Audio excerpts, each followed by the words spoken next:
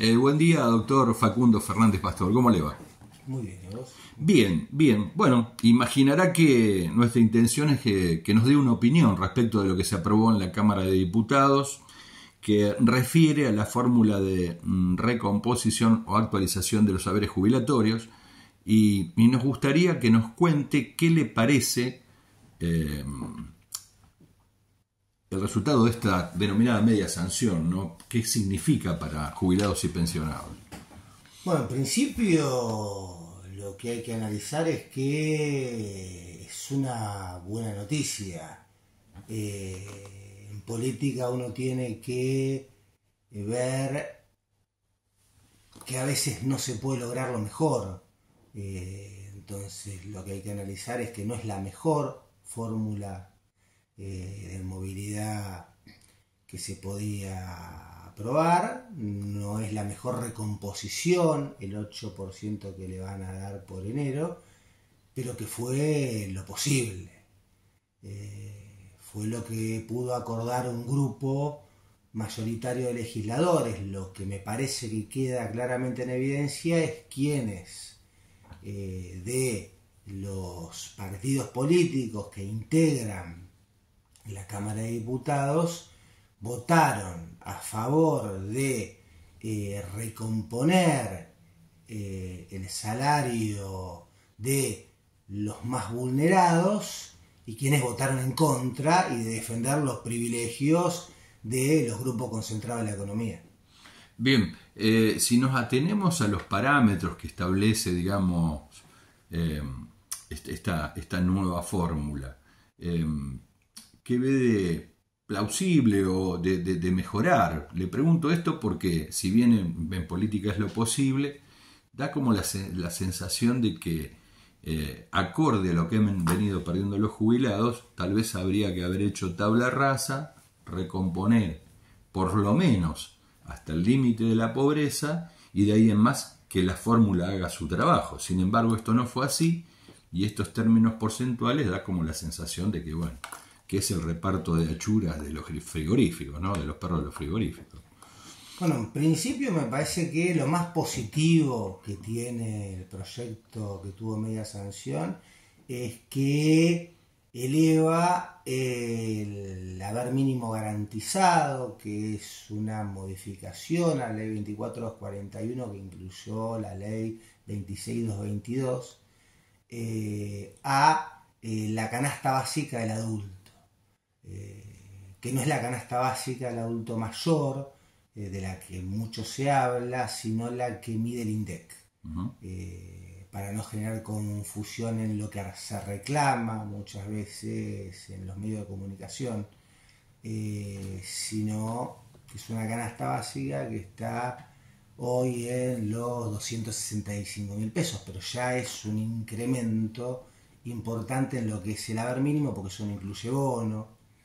Eso me parece que es importante, que el haber mínimo garantizado para todos los jubilados y jubiladas esté como piso en la canasta básica de un adulto medida por el INDEC.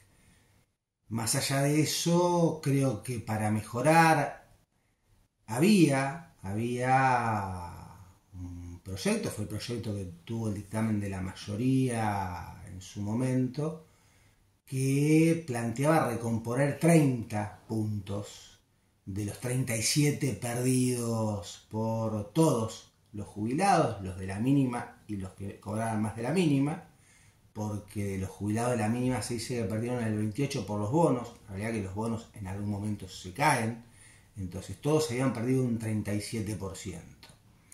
En vez de recomponer ese 37%, se les dio un 8%. Que se calcula sumándosele al 12% que tomó en cuenta el decreto del presidente Milei, es un 20%.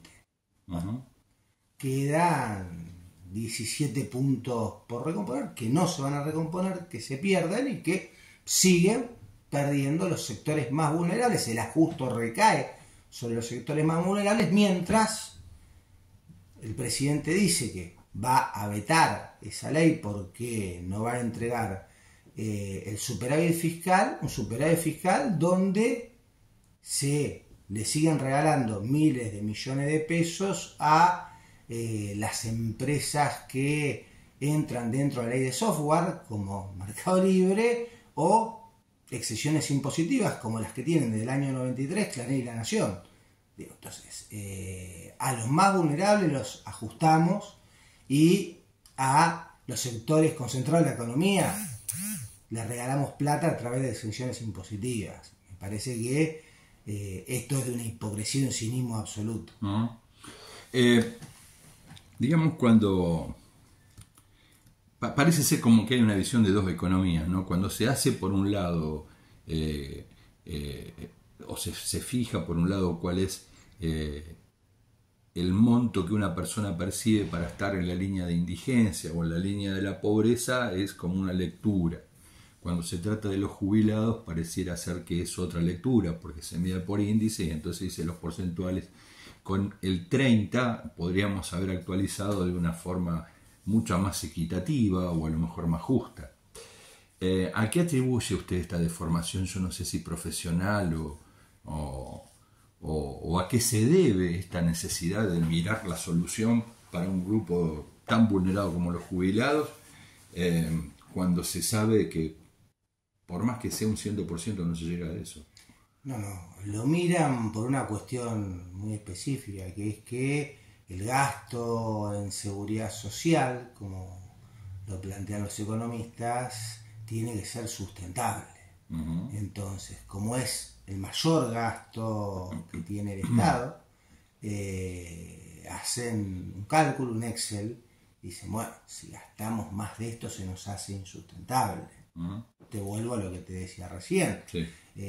Si vos haces que las empresas unicornio, los que están dentro de la ley de software, no paguen cargas sociales, que Clarín no pague cargas sociales, que La Nación no pague cargas sociales, que montones de empresas multimillonarias en Argentina no paguen cargas sociales, ahí estás haciendo insustentable a la seguridad social. No por pagarle un mango más o un mango menos a un jubilado. Entonces, la forma de hacer sustentable el sistema de seguridad social es tomando la decisión política de hacerlo sustentable. Y acá lo que se toma es la decisión política de transferir recursos desde los sectores más vulnerables a los sectores concentrados de la economía. Sí, se entiende, digamos, porque se lo vio el presidente hablar de que le pisaban la caja o que le arreglaban la caja y que esto llegaba al 0,4% del PBI, y cuando uno mira las exenciones de carácter impositivo que tienen determinados grupos económicos, estamos cerca del 6%. Entonces, ahí él no ve, digamos, que le están pisando la caja. No, sí lo ve. Lo que pasa es que eso no le interesa. Eso es hacerle favores al grupo concentrado de la economía para los que trabajan todos los gobiernos neoliberales. ¿Cuál hubiera sido la verdadera solución en este tipo de casos si queremos ser ecuánimes, digamos, con la vida y la calidad de vida de los jubilados? La solución perfecta, ¿cuál hubiera? No, perfecto no hay nada. Sí. Lo perfecto no existe. Digo, yo creo que lo mejor para esto hubiese sido una recomposición que se acercara, si no era posible el 37, que era lo ideal, haber llegado a un número más cercano, y además la fórmula de movilidad que quedó, que utiliza el índice de precio del consumidor y el RIPTE, que en una actualización semestral y luego compara anualmente inflación, que no es otra cosa que el índice de precio del consumidor, con el RIPTE, y si da distinto le paga la diferencia. Yo, en vez de dejar esa cláusula gatillo, hubiese dejado la vieja fórmula de movilidad, no la que está vigente. La vigente es la del decreto del presidente Milei, que es solo por inflación,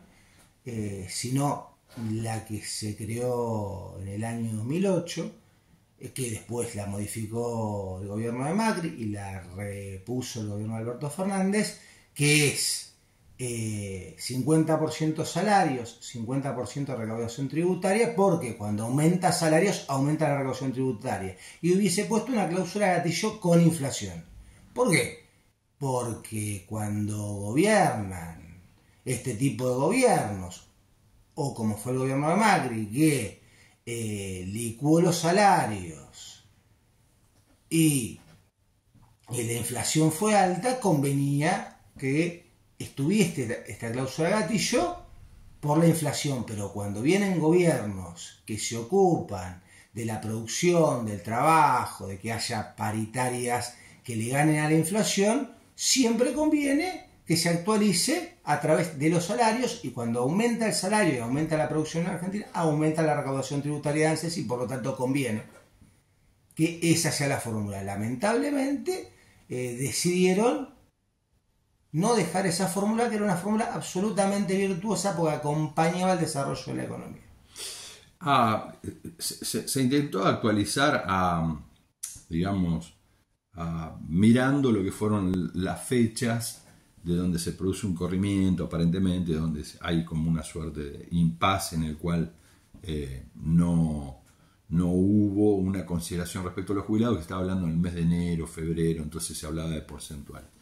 El Estado hoy tiene un impedimento para poner los saberes mínimos de los jubilados en lo que es la canasta básica para todo el mundo, digamos, porque no hay dos supermercados, no hay dos farmacias, dos tipos de farmacias, tampoco hay consideraciones especiales para jubilado o para alguien que tiene un salario X y otro que gana 3 o 4 veces más ese salario, 5, 10 o 15.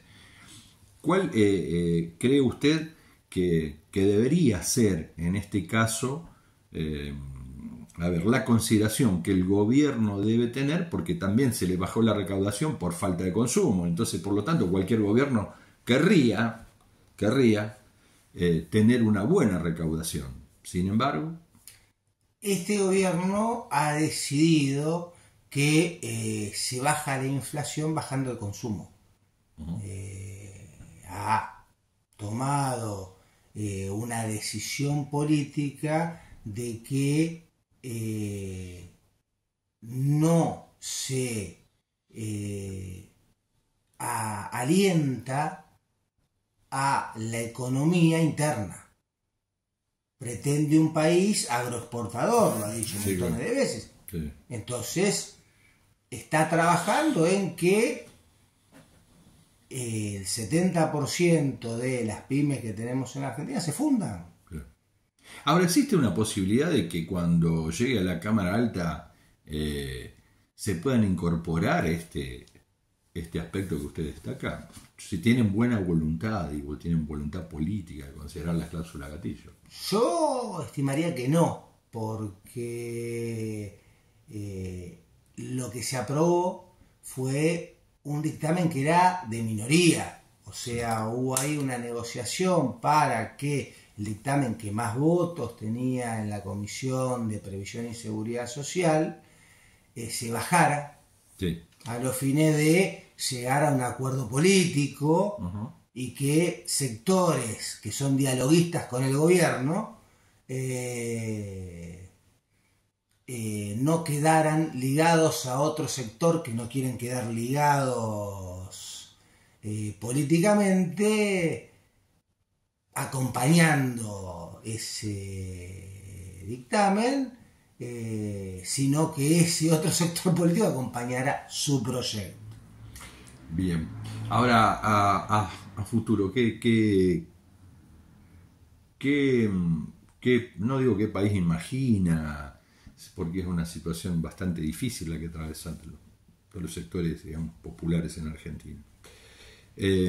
Ateniendo a lo que mucho se vaticina en términos económicos respecto de lo que va a acontecer, producto de X causales que podrían llegar a desmejorar la situación económica,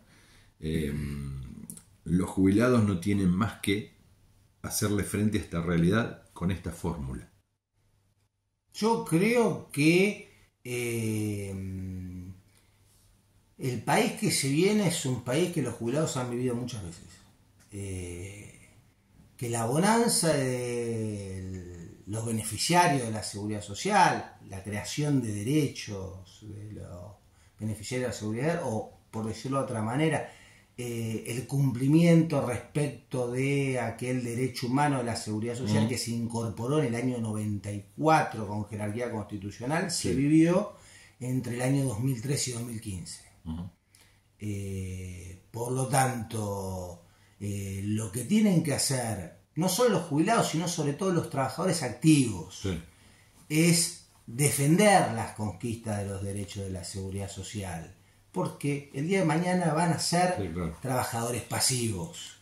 Entonces, si no comprenden que la lucha se da en la militancia política, en la calle, y defendiendo esos derechos, que los trabajadores activos lo saben y mucho, porque así se conquistaron los derechos laborales en Argentina, y reclamándole a sus representantes políticos que defiendan esos derechos. Digo, por dar casos, lo que se está discutiendo en la ley bases. Y dentro de la ley bases hay algo que es muy central respecto a la igualdad entre hombres y mujeres, que es que se pretende derogar el plan de inclusión jubilatoria, que fue un hito en el mundo. Porque hasta que salió el primer plan de inclusión jubilatoria en el año 2004, la Argentina no permitía que la jubilación fuese un derecho, sino que la jubilación era un privilegio de los que llegaban a tener 30 años de aporte. Con lo cual, hoy se habla mucho de cuántas mujeres van a poder jubilarse o no, y que solo 1 de cada 10 va a poder jubilarse. Yo creo que también hay que pensar en los hombres, y esto no es para discriminar a las mujeres, que creo que tienen que haber una lucha muy fuerte, porque la desigualdad en la registración laboral es mucho más en la mujer, pero de los hombres solo el 25% va a llegar a los 30 años de aporte. Entonces, esto tiene que ser una lucha mancomunada entre hombres y mujeres, de que lo que es los planes de inclusión jubilatoria, que la gente lo llama la jubilación por moratoria, hay que defenderlo, porque si no, no se van a poder jubilar. Y esto hay que reclamárselo a sus senadores ahora, y cuando vaya a diputados, a su diputado, porque los chicos que nacieron en el 2000 creen que la jubilación es un derecho. Pero los que tenemos más años sabemos que quien no completaba los 30 años de aporte no se jubilaba. Entonces, que alguien llegue a los 60 o 65 años de edad y no pueda acceder a un beneficio previsional es dejarlo en una intemperie, porque hoy la PUAM que están ofreciendo, que la creó la ley de reparación histórica, que se hizo para rematar el fondo de garantía, y que por el costado metió la PUAM, le da el 80% del haber mínimo. O sea,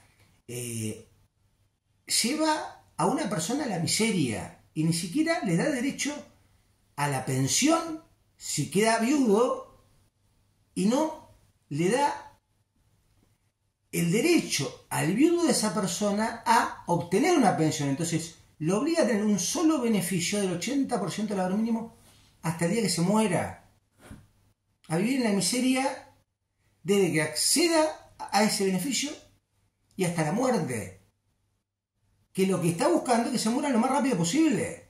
Bueno, este gobierno está buscando, lo dijo Diana Mondino en algún momento, que los jubilados se van a morir. ¿Para qué vamos a gastar plata en gente que se va a morir?